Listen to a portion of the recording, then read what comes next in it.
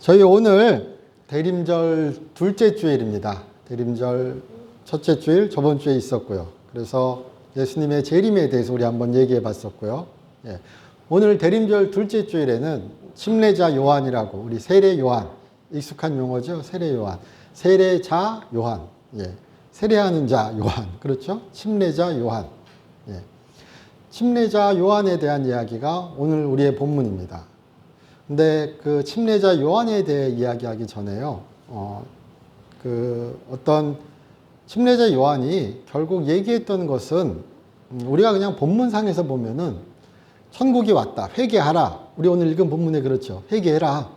천국이 가까이 왔다. 예. 그런데 4장에서 나중에 예수님께서 광야에서 시험 받으시고, 예. 마태복음상에서 보면은 예수님께서 거의 똑같게 이야기하십니다. 회개해라. 천국이 가까이 왔다. 그리고 오늘 본문에서, 우리 오늘 읽은 성경 본문에서 또 바리새인들과 사두개인들이 침례자 요한에게 왔을 때, 침례자 요한은 독사의 자식들아 막 이렇게 얘기하면서 회개에 합당한 열매를 맺으라 이렇게 이야기합니다. 그리고 그 뒤에 우리 읽은 본문을 한번 되살려 보면 나는 회개하기 위하여 회개를 위한 세례를 베푼다.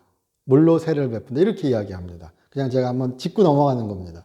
예, 그 전반적인 이야기를요. 회개를 위한, 예, 물 세례를 베풀고, 내 뒤에 오시는 이는, 예, 나보다 더 강하고 그 크신 이는, 나를 뒤따라 오시는 이는 성령과 불로써 세례를 베푸실 것이다. 예, 그리고 알곡과 쭉정이를 나누실 것이다. 그리하여서 알곡은 창고에, 쭉정이는 꺼지지 않는 불에 태우실 것이다. 두실 것이다. 이렇게 이야기합니다. 그럼 쓱 일련의 흐름에서 다가오는 것 중에 한 가지는, 침례자 요한은 우리 입장이라 그래야 되나요? 예, 성경이 우리에게 전하는 그런 시각에서 본다면 침례자 요한은 예수님을 소개하는 자죠. 그렇게 이해하는 게 가장 쉽지 않을까요? 예, 예수님을 알리는 자, 예수님을 소개하는 자, 그가 오셨음을 나타내는 자. 좀 색다른 표현이지만 한번 잘 생각해 보세요. 예, 저에게 그런 생각이 들었습니다. 제가 오전 9시 예배와는 조금 다른 방향 같지만, 예, 좀 다른 표현을 쓴다면은 우리가 회개, 그리고 회개에 합당한 열매, 그 사이에 천국이 가까이 왔다가 있습니다. 그런데 천국이 가까이 왔다라는 표현 자체에는요, 마태복음상에서 천국, 우리가 이렇게 번역된 천국이라는 표현은 하늘들의 나라입니다. 직역을 하면요. 그냥 하늘 나라가 아니라 하늘들의 나라입니다. 직역 그냥, 예, 하면은. 그런데 우리 전통적으로 이야기할 때 마태는 하늘들의 나라, 하늘나라로 무엇을 표현하려는가 했을 때 하나님 나라를 표현하려고 했다. 예, 이렇게 이야기합니다. 실제로 마태복음에서 천국이라는 표현은 한 20번 넘게 나옵니다. 22번 정도. 그리고 하나님 나라는 한 4, 5번밖에 안 나옵니다. 다른 마가복음이나 누가복음에서는 거의 다 하나님 나라를 사용합니다. 또 의외로 사도 바울은 하나님 나라라는 말을 잘 사용하지 않습니다. 특색이 있는 거예요, 다. 그런데 하나님 나라, 천국 이렇게 이야기할 때 강조되는 것이 무엇이냐라고 이야기할 때 강조되는 것 중에 가장 중요한 것 중 반드시 잊지 말아야 되는 것 중에 한 가지는, 곧 한 가지라고 얘기하면은 그것은 하나님의 나라는 하나님의 통치다. 예, 이 많이 들어보셨을 겁니다. 하나님의 통치. 예, 왕권, 예, 왕, 이렇게 얘기할 때, 나라는 나라의 구성 요소, 그래가지고 우리 배우잖아요. 땅, 그 다음에 백성, 이런 거 다 배우는데, 그러니까 하나님 나라, 이것을 현대적인 용어로 만일 오해 없을 정도로 명확하게 표현한다 그럴 때, 다른 표현으로 자주 얘기하는 것 중에 한 가지가 하나님의 왕권입니다. 예, 하나님의 나라 그러면 어떻게 지역적인 특색, 장소적인 특색 이런 것이 이미지가 우리에게 강하게 들어올 수 있는데 실질적으로 교회에서 강조하는 하나님 나라는 무엇인가? 하나님의 통치입니다. 하나님의 왕권입니다. 그가 왕이시다. 예. 그가 왕이시니까 그가 왕으로서 우리에게 오셨다. 근데 그 어떤 왕이신가? 구원하시는 왕이신 거죠. 하나님의 구원이, 그래서 다르게 얘기하면요, 하나님의 구원이, 그 결정적 사건들이 이제 이 땅에서 일어난다. 예. 예수님은 어떤 분이신가? 그래도 우리 메시아라 그러잖아요. 하나님의 기름 부음 받은 자. 근데 기름 부음 받은 자를 다른 표현으로 우리가 이해한다면 그는 구세주라고 얘기하죠. 세상을 구원하신 분, 우리를 구원하신 분, 하나님의 구원을 우리에게 가져다 주신 분. 근데 그 구원은 무엇인가? 조금 오해의 여지가 있을 수는 있습니다. 그러나 구원은 다름 아니라 그렇게 우리가 죄에서 자유케 되고 우리가 그렇게 정결케 되고 그 모든 것을 포함하는 것을 또 다르게 얘기하면 하나님의 통치라는 겁니다. 하나님의 통치. 그래서 하나님 나라의 통치를 또 다른 표현으로 얘기할 때 역동적인 관계라고 얘기합니다. 나라는 고정돼 있죠. 그러나 하나님의 통치는 하나님이 살아계셔서 우리와 끊임없이 관계하시는 것처럼, 하나님의 능력이, 하나님의 역사하심이, 하나님의 구원하심이 끊임없이 일어나는 것. 그래서 그의 통치에, 그의 이끄심에 우리가 순종하는 것. 그의 말씀을 따라가는 것. 그가 우리에게 주신 그 구원의 복을 누리며 그 길을 걸어가는 것. 그래서 우리 생각해 보신다면, 회개하라, 이 말은요, 그런 의미에서 좀 세월이 시대가 지나간 표현일 수 있지만 기독교적으로 그 말을 이해한다면 회개하라는 다른 것이 아니라 주 예수 그리스도를 믿으랍니다. 이건 상당히 기독교적인 버전으로 말씀드리는 겁니다. 하나님이 이 땅에 오셨다. 우리 성육신이라고 얘기하죠. 성탄절 얘기할 때요. 하나님이 이 땅에 오셨다. 왜? 구원하기 위해서요. 구원을 이루기 위해서요. 하나님이 약속하신 그 구원이 이 땅에 이루어지기 위해서 그가 오신 거죠. 그러니까 하나님의 또 그것을 구약에서는, 특히나 구약의 이사야에서는 새하늘과 새 땅이라고 우리가 얘기하는, 많이 들어보신 표현이죠. 이사야에도 60장 65절인가요? 나오고요. 65장. 또 요한계시록에서 새하늘과 새 땅 우리 친숙하게 들으십니다. 근데 하나님께서 그렇게 새하늘과 새 땅을 우리에게 허락하시고 주시고 이런 모든 것들은 다름 아닌 하나님의 그런 역동적인 통치가 일어나는 상황을 얘기하는 겁니다. 그래서 하나님의 그런 역동적인 통치 안에는 그의 구원하심이 또한 포함되는 거겠죠. 근데 그러기 위해서 우리에게 필요한 것은 무엇인가? 예수님을 하나님으로서, 예수님을 구세주로서 받아들이는 거죠. 그게 우리 예전 용어로 회심이죠. 회심. 요즘 워낙 그렇게 우리에게 우리의 믿음과 우리의 행동이, 우리의 행위가 불일치하는 경우가 많이 있고, 종종 있고, 또 우리가 살면서 그렇게 엇나가는 경우들이 워낙 이렇게 대두되다 보니까, 회심의 이야기가 조금 줄어들고, 그렇게 믿음과 행위의 일치가 많이 강조되는 우리 그런 교회의 분위기가 분명히 있습니다. 또 그래야 하고요. 그러나 이 본문에서 우리가 만일 보실 때요, 그래, 회개란 것은 무엇인가 할 때, 물론 삶의 회개는 변합니다. 그러나 그 변화되는 것은 내가 변한 것이 아니라, 내가 노력해서 변하는 것이 아니라 하나님의 구원 안에 속해 있음으로써 하나님이 나를 변화시켜 주시는 겁니다. 끊임없는 그의 공급하심을 통해서 내가 바뀌는 겁니다. 그것을 우리가 회개로, 그리고 그렇게 되어야 회개에 합당한 열매가 온전히 주님께서 말씀하신 버전으로 맺어질 수 있습니다. 내가 맺은 열매는 회개에 합당한 열매가 아닐 수 있다고 말씀드리는 겁니다. 주께서 나와 함께 하셔서 맺은 열매. 내가 성령의 사람으로서 성령에 속해 있어서 맺은 열매. 예. 이거를 어떻게 명확하게 구분할 수 있겠어? 예. 겉으로 나타나는 모습은 똑같을 수 있습니다. 그러나 하나님은 아시죠.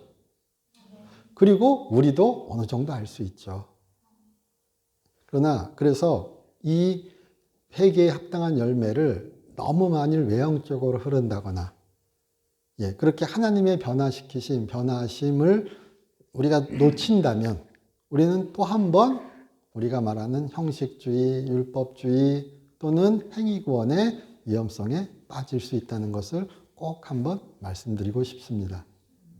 예, 그것이 아니라 여기에서 강조되는 것은 침례자 요한은 무엇을 강조하는가? 회개하랍니다. 그리고 그 뒤에 회개했던 열매를 강조합니다. 그러나 그가 외쳤던 것은 무엇인가?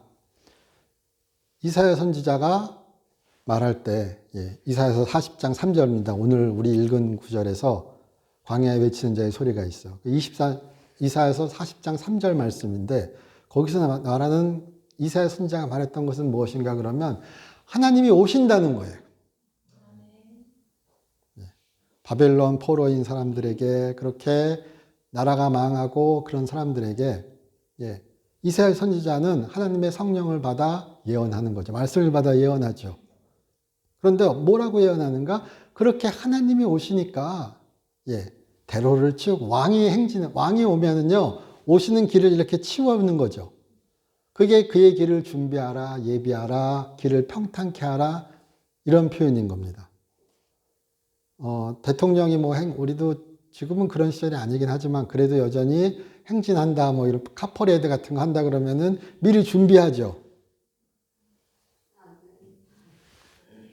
요즘 대통령 하도 인기 없어서 내가 그 사람 오는데 내가 왜 가서 준비해야 돼? 이러죠. 예. 자, 그러나 제가 어릴 때만 생각해 봐도, 예, 예. 오면은 쓸고 닦고, 예, 막 준비하고 이러잖아요. 그런 것처럼, 예. 그렇게 길을 평탄케 하고, 길을 곱게 하라 이런 의미는, 예, 다른 의미가 아니라 왕이 행차하니까.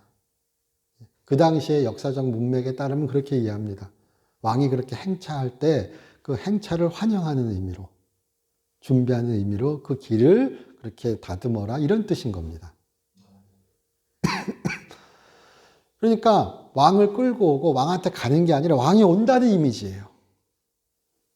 그래서 여기서 회개하라, 천국에 가까웠다는 이미지도요, 말도 우리가 받아들이실 때 첫 번째로 받아들여야 되시는 이미지는 우리가 천국으로 노력해서 간다는 이미지가 아니라 천국이 왔다는 거예요.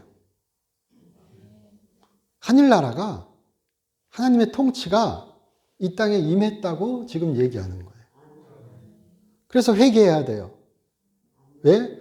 하나님이, 우리가 회개하면 하나님의 통치가 시작되는 게 아니라 하나님의 통치가 왔어요, 이미.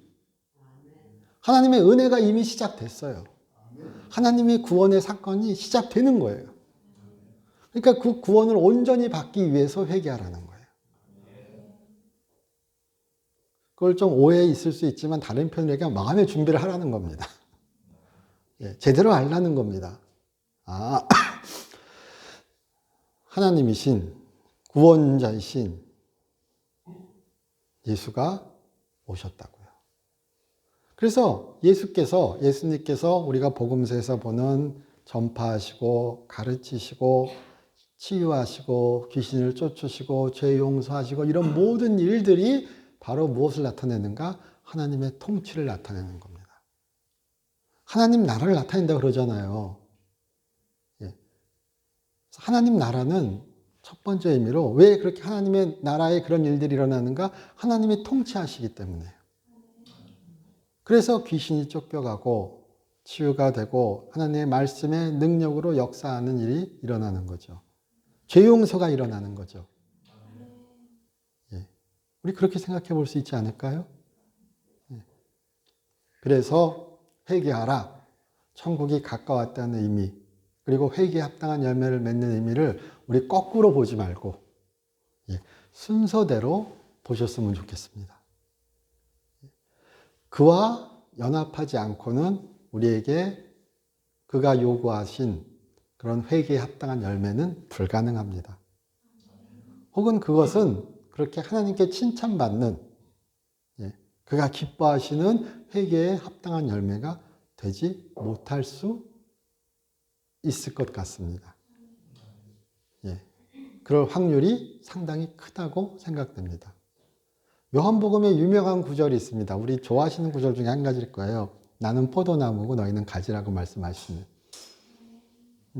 그래서 그 얘기는 우리 그냥 자연스럽게 포도나무는 포도 열매를 맺죠. 포도나무에 감이 열리면 깜짝 놀라죠. 그렇잖아요. 그렇죠. 물론 우리 접붙이면 포도나무에 감이 열리게 할 수도 있을 것 같습니다.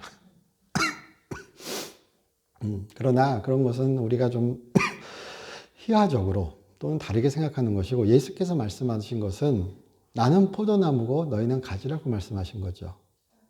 그래서 나와 함께 있어야, 나로부터 끊임없이 공급받아야 너희는 열매를 맺는다고 말씀하시는 거잖아요.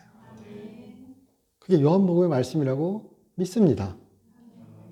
그러므로 여기서 회개에 합당한 열매를 우리가 이해할 때 침례자 요한은 다르게 얘기할 수도 있습니다. 왜냐하면 침례자 요한은 마태복음 11장에서 예수님의 활동을 얘기를 듣고 오실 그이가 당신이니까 이렇게 묻죠. 예수님이 창녀와 죄인과 세리들과 같이 식사하시고 그들에게 죄 용서를 선포하시고 하나님의 구원을 선포하시고 못 보는 자를 눈에 뜨게 하시고 눈 뜨게 하시고, 그렇죠. 나병 걸린 자를 고치시고 온갖 일들이 그의 가르침이 벌어지잖아요. 그런데 새 침례자 요한은 상상했던 것 같습니다. 그가 예언했지만 그도 그의 예언을 온전히 이해는 못했던 거죠. 이게 중요합니다. 그래서 그런 질문이 나오는 거예요. 그러니까 그가 잘못 예언한 게 아니라 그는 바르게 예언했어요. 그러나 그가 예언한 것을 온전히 이해는 못했던 것 같습니다. 그래서 그는 하나님의 심판이, 아주 불같은 심판이 바로 일어날 줄 예측했던 것일 수도 있는 거죠. 왜냐하면 그가 얘기하죠. 알곡과 쭉정이가 구별될 것이다. 쭉정이는 꺼지지 않는 불에 태워질 것이다. 그리고 생각해 보시면은, 제가 재밌는 표현, 조금 TMI일 수는 있지만, 좀 다른 정보일 수는 있지만요. 우리가 지옥을 얘기할 때, 교회에서는 뭐 큰 두 가지 의견이 있습니다. 영원히 불에 태워지는 형벌이 있고요. 또는 불에서 완전히 타서 소멸의 불이라고 얘기하죠. 그래서 소멸되는 형벌이 있다. 그런데 소멸되는 형벌은 소수의 이야기입니다. 우리 한국교회에서는. 여기 꺼지지 않는 불을 얘기할 때도요. 그래서 그런 식으로 얘기하기도 합니다. 악인은 세상 천지죠. 불이 꺼질 틈이 없는 거예요. 매번 쭉정이가 나오니까. 꺼지지 않는 불을 그렇게 이야기도 한다고요. 영원히 타는 불이 아니라 영원히 탈 수밖에 없습니다. 왜냐고요? 꺼지지 않고 계속 쭉정이가 공급되니까요. 말 되죠? 근데 하여튼 침례자 요한이 볼 때 이 세상은 잘못된 것 같습니다. 선지자가 이사야 선지자도, 그리고 그렇게 뭐 그 전에 예레미야도, 아모스도, 호세아도 뭐 다 그렇죠. 하나님께서 한탄하시잖아요. 하나님께서 분노하시잖아요. 하나님께서 슬퍼하시잖아요. 세상에 하나님의 공평과 정의가 없어도 너무 없거든요. 하나님의 백성이라 그러는데, 그리고 우리는 하나님의 백성으로 살아간다 그러는데, 그리고 그렇게 예배드리면서 살아가는데 그들의 삶은, 그들이 이룩한 세상은 전혀 그렇게 하나님의 바람처럼, 하나님의 요구처럼 하나님의 구원이 펼쳐지는 세상이 아닌 거죠. 그래서 하나님께서 말씀하시잖아요. 너희 그러다가 큰일 난다. 그리고 큰일을 당하죠. 그게 유대인들의 이스라엘의 멸망과 어떻게 보면은 흩어짐과 남아있는 자들에 대한 의로운 남은 자들에 대한 이야기의 근본 이야기잖아요. 그래서 침례자 요한이 얘기할 때도 그는 그런 이미지가 있었을 수도 있습니다. 아니, 말로써 귀신도 쫓아내는데 악인도 바로 지옥에 떨어뜨리면 얼마나 좋아요. 우리도 그런 상상하지 않으세요? 저 벼락 좀 맞아야 되는데. 하나님이 왜 저 악한 자를 그냥 놔두실까? 우리 신종론의 이야기지만 복잡합니다. 저도 솔직히 보다 보면 막 헷갈립니다. 예. 하나님이 저 악을, 저 악한 자를, 아니 귀신은 쫓아내 주시는 그 사단의 압제를 말로써 쫓아내 주시는데 저 사단 같은 놈은 어떻게 가만두셔요? 예. 그냥 그 자리에서 죽었으면 좋겠는데, 그냥 불태워졌으면 좋겠는데, 좀 과격하게 말씀드립니다. 예. 그래서 침례자 요한이 바라봤던 그런 복음은 하나님의 구원과 하나님의 심판이 아주 결정적으로 크게 일어나는 그런 이야기를 바라봤던 것도 같습니다.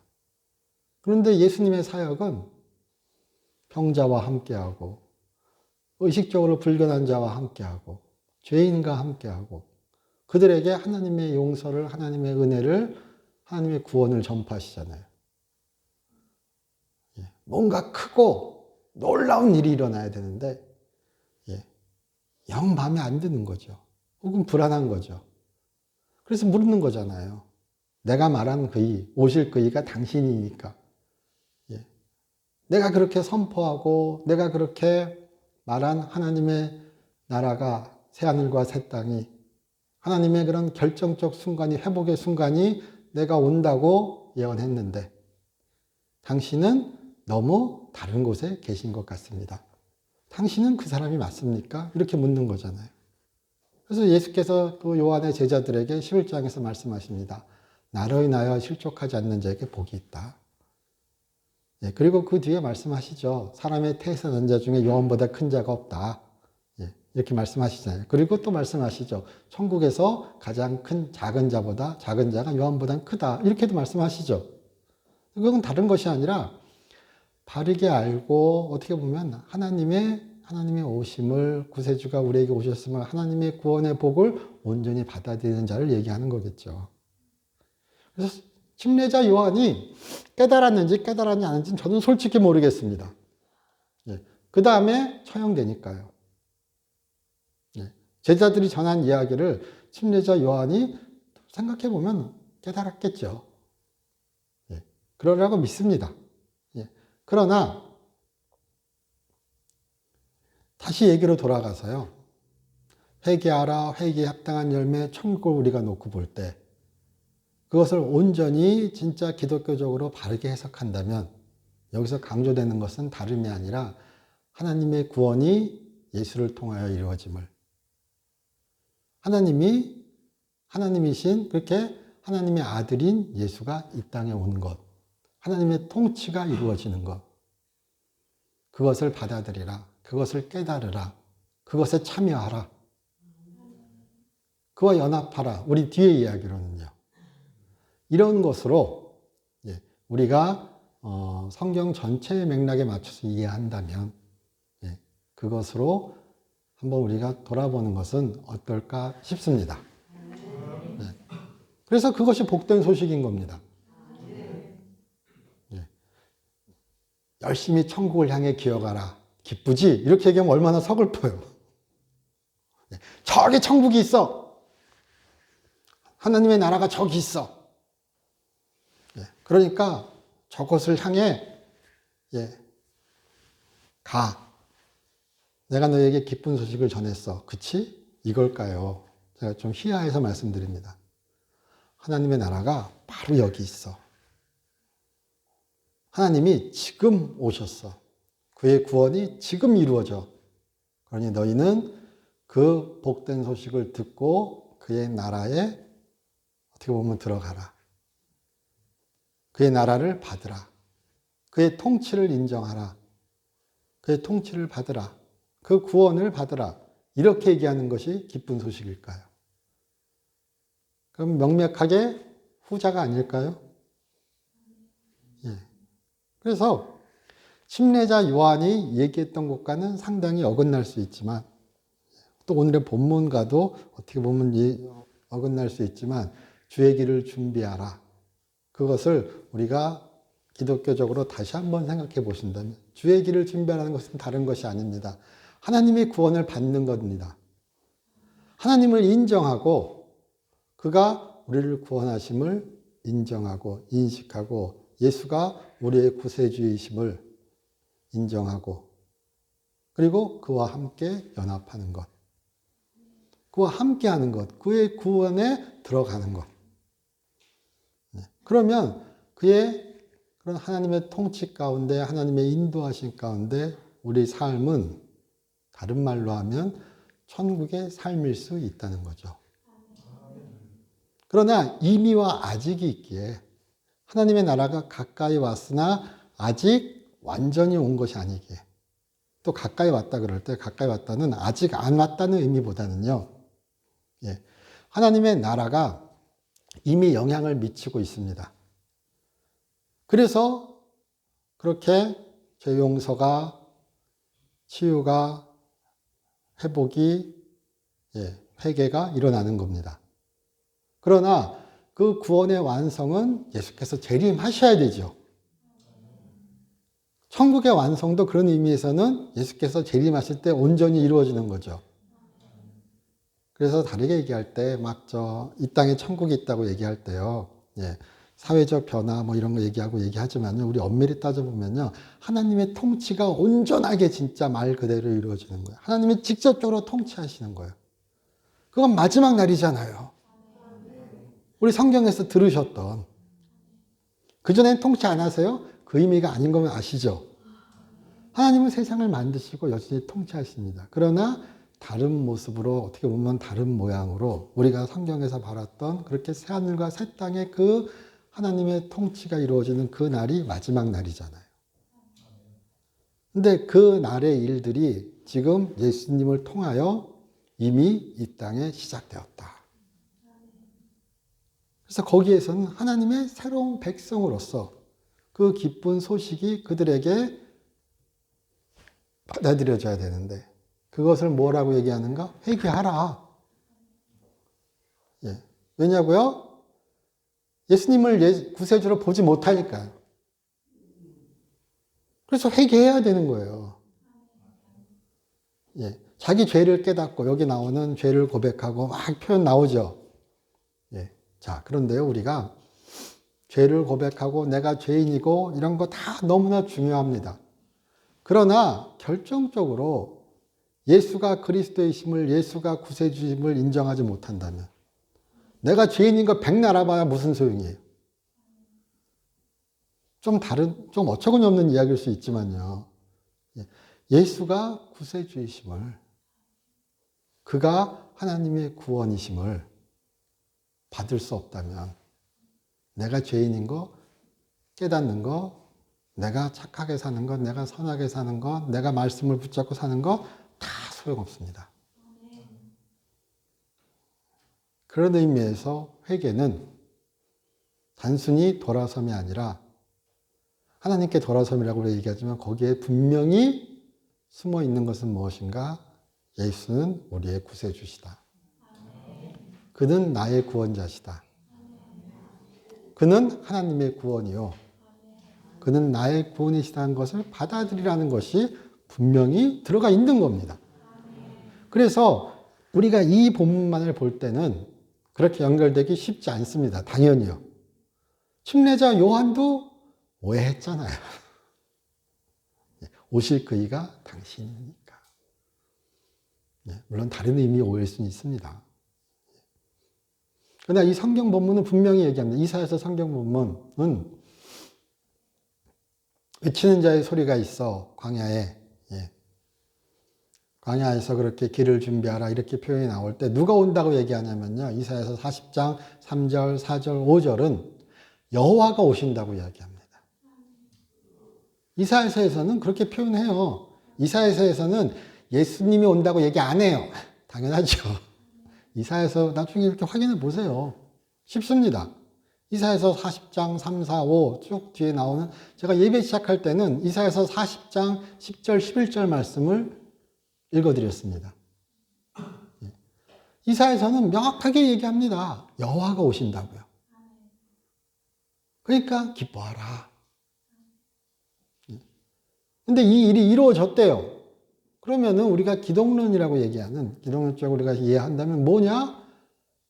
예수님이 오신 것은 하나님이 오신 거예요. 그래서 세례 요한은 깨달았지 못할 수도 있어요. 침례자 요한은. 그러나 우리는 알아야죠. 우리는 인정해야죠. 그로 인하여 실족하지 말아야죠.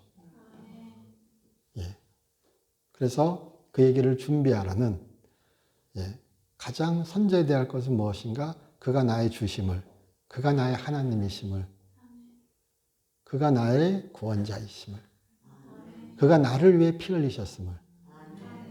이건 제가 개인주의적으로 어떻게 보면 말씀드린 겁니다. 그러나 그가 또한 덧붙이자면 그가 우리를 위하여 피 흘리셨음을, 그가 세상을 위하여 피 흘리셨음을 잊지 않고, 그리고 그가 그렇게 성령과 불로써 세례 주신다는 것을 이야기할 때, 또 항상 나오는 이야기 중에 한 가지는요, 성령과 불, 이 표현은요, 헬라어 표현 자체는요, 여러 가지 방향으로 해석이 가능합니다. 그래서 성령과 불 따로 놓고 볼 수도 있고요. 성령, 곧 불, 이런 식으로 성령의 불, 우리에게 좀 친숙한 표현이죠. 성령의 불, 맨날 우리 외치잖아요. 성령의 불, 성령의 불. 물 같은 성령은 잘 안 외치시죠. 성령의 불, 성령의 불, 맨날 그렇죠. 오직 맨날 태워줄 게 너무 많으신가 봐요. 성령의 불, 성령의 불. 근데 의외로요, 요한복음에서도 성령의 이미지는 물이 더 많습니다. 내 배에서 생수강이 흘러나오리라. 이 말씀 좋아하시잖아요. 그런데 꼭 성령의 불, 성령의 불. 맨날 태워달래요. 도대체 언제까지 태워주실 거예요? 물론 제가 좀 장난처럼 말씀드리지만요. 그러니까 물이던 불이던, 물을도 그렇고요. 세례라는 것도 그렇고요. 씻음, 정결, 이런 의미가 있죠. 그리고 불은 정화, 소멸, 또는 심판, 형벌, 이런 의미가 있습니다. 그래서 성령과 불 이렇게 이야기할 때요, 우리가 주로 이야기하는 방안 중에 한 가지는 성령과 불을 같은 걸로 보아서, 가장 대표적으로 성령의 불, 성령 곧 불 같은 성령, 성령 곧 불, 이렇게 이해할 때는, 이 성령은 어떤 성령인가? 살게 하는 성령인데 우리의 죄를 태우시고 우리를 정화시켜주는 그런 성령인 거예요. 그게 죄 용서죠. 그러니까 내 세례는, 내 물 세례는 네가 받을 준비가 됐음을, 네가 다시 살기로 결심했음을, 네가 잘못된 길을 가고 있음을 인정하고 하나님의 새로운 통치를 받아들일 준비가 된 자에게 세례하는 거죠. 요세푸스라는 유명한 유대인이 유대 교대사라는 유명한 책을 썼습니다. 유대인에 대한 변명, 변호 광고판입니다. 유대 고대사라는 책이 있습니다. 저도 다 읽진 않았지만 거기에는 세례 요한에 대한 이야기가 꽤 나온답니다. 세례 요한은 진짜 그 시대의 셀럽이었습니다. 우리 셀러브러티 그러죠. 유명인. 예수님은 세례 요한보다 별로 유명하지 않았대요. 혹은 의도적으로 적게 썼는지 예수님에 대한 이야기는 별로 안 나오고요. 세례 요한의, 침례 요한에 대한 이야기만 이만큼 나옵니다. 거기에 요세푸스도 뭐라고 썼는가 이야기할 때 그가 행한 물 세례는 회심했음을 외부적으로 증거하는 그런 세례다. 내가 나의 삶을 바꾸기로 했음을. 내가 지금 하나님께 멀어진 나인데 내가 돌아오기로 결심했음을, 그리고 그렇게 살아가기로 했음을 나타내는 그런 표식으로서 세례를 받았다. 이렇게 요세푸스는 얘기한다고 합니다. 그러니까 우리가 말하는 기독교적인 세례와는 상당히 다를 수 있는 얘기인 겁니다. 비슷한 것 같으나. 우리의 세례는 뒤의 세례지만 예수와 함께 살고 죽는 세례, 죽고 사는 세례죠. 세례가 그런 역할을 하는 건 아닙니다. 분명히. 하나님께서 우리를 그렇게 예수와 함께 성령을 통하여서, 성령으로 말미암아 우리가 예수와 함께 죽고 예수와 함께 살아나죠. 그래서 성령과 불, 성령의 불 이야기가 나오는 거죠. 그래서 우리에게도 물 세례는 그런 의미에서 상징입니다. 그러나 그 세례를 통하여 역사하시는 경우도 분명히 있죠. 제가 세례 받을 때 성령 받지 못했다 그래서 다른 분도 세례 받을 때 성령 받지 못했다고 말하면 안 되죠. 그건 일반화에 옳은 거죠. 그런 것처럼 여기 무엇이 결정적으로 다른가 그럴 때 예수가 주시는 세례는 성령과 불로 하는 세례인데, 아까 지금 다시 처음으로 돌아와서요. 성령과 불을 같이 놓고 볼 때는 심판의 이미지보다는 그렇게 죄를 태우고 사람의 악함을 태우고 죄성을 태우는, 정화시키는, 정결케 하는, 하나님께 준비되는 이렇게 그런 것으로 만드는 세례. 그래서 성령의 불, 그래서 정화의 의미가 조금 더 강조되고요. 성령과 불을 분리된 것으로 또 강하게 볼 때는 하나는 우리 말하는 주로 성령의 세례, 또 하나는 심판의 불. 아까 불의 이미지가 정화가 있는 반면에 소멸도 있다 그러죠. 하나님께서 불로 태우시잖아요. 그렇게 볼 때는 여기 지금 나오는 알곡과 쭉정이로 구분하셔서 그렇게 꺼지지 않는 불에 태우시는 그런 불, 이렇게 보기도 합니다. 두 가지 다 맞습니다. 그래서 제가 말씀드리는 거는 그렇게 이해하셨으면 좋겠습니다. 성령은 불같은 성령일 때 우리를 씻으십니다. 우리를 정화시키십니다. 우리의 죄를 그런 의미로 태우십니다. 우리의 죄성을요. 정화되는 거죠. 그러나 그의 구원을 거부하는 자에게, 하나님의 그 천국을 거부하는 자에게 그런 성령의 불은, 그 태우시는 불은 꺼지지 않는 불로서 심판으로 작동합니다. 그래서 마지막 날 그렇게 성령의 불은 또 어떤 면에서, 성령과 불은 어떤 면에서 그렇게 심판의 불이 되기도 합니다. 두 가지 다 택하면 되죠. 굳이 우리가 그러잖아요. 왼쪽 갈래 오른쪽 갈래. 그래서 중간 가면은 회색이 아니라 중간 가면 현명한 겁니다. 보통은요. 양극단이 아니라 저는 중간이 좋습니다. 그래서 성령의 불. 근데 왜냐면 문법상으로는 성령의 불이 더 가깝고요. 문맥상으로는 그런 성령과 심판의 불이 더 가깝거든요. 구원의 성령과 심판의 불이. 문맥상으로는. 알곡과 쭉정이가 나오니까. 그러면은 두 가지 잘 버무리면 정화와 심판을 나타내는 불이 되는 거죠. 구원받은 자에게는 정화의 불입니다. 심판받는 자에게는 소멸이건 태우는, 형벌해버리건 심판의 불인 겁니다. 그래서 침례자 요한은 보지 못했으나 여전히 하나님의 구원과 하나님의 심판은 지금도 일어나고 있습니다. 그리고 그것이 온전히 결정적으로 이루어지는 날은, 실현되는 날은 예수께서 이 땅에 오시는 그런 마지막 심판의 날이 되는 것입니다. 그때 그 앞에는 양과 염소가 구별되고요. 결정적으로 드러나겠고요. 우리 마태복음 뒤에 나오잖아요. 내가 주야 주야 하면서 주를 따라 막 뭐 하고 했는데 나 너 모른다. 내가 뭐 병도 고치고 예언다고 막 이런 얘기 하잖아요. 예수께서. 그 비유 나오죠. 유명한 비유. 나 모른다.